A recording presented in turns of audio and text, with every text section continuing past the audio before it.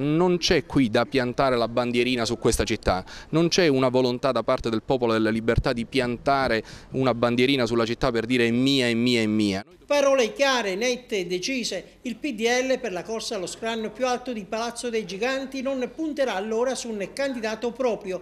Il coordinatore nazionale del Popolo della Libertà, Angelino Alfano, oggi nella sua Agrigento ha delineato quella che sarà la strategia del partito in vista delle elezioni del 6 e 7 maggio. Ma sfumata l'ipotesi Grillo, bocciata dalla cosiddetta grande coalizione, chi sarà il candidato al quale si affiderà il PDL ad Agrigento?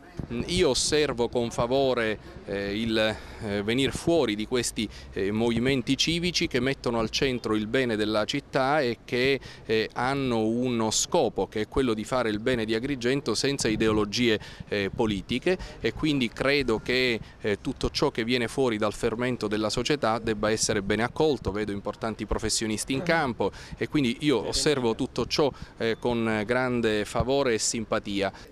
Parlando di professionisti, l'allusione di Alfano, viste le candidature già ufficializzate, è chiara. Il riferimento è all'avvocato Totò Pennica. Ma attenzione, perché il PDL, sulla scia di quanto sta accadendo a Palermo con la candidatura di Costa, condivisa dall'UDC e da Grande Sud, potrebbe assumere una posizione clamorosa. Sentite la risposta di Angelino Alfano a questa domanda. Zambuta da scartare?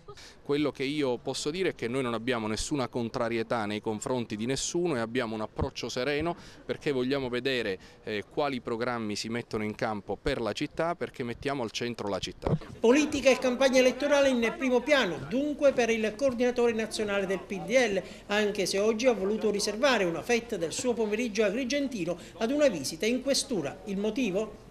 E sono qui per testimoniare la gratitudine ai ragazzi, alle donne e agli uomini della squadra catturandi di Agrigento che hanno catturato il boss Falsone nell'estate del 2010 e venni qui a complimentarmi con loro appunto nell'estate. Se ci torno adesso è perché, avendo loro ricevuto importanti riconoscimenti da parte della polizia, sono qua a complimentarmi con loro e a ringraziare la polizia per la gratitudine che ha avuto nei confronti di questi ragazzi.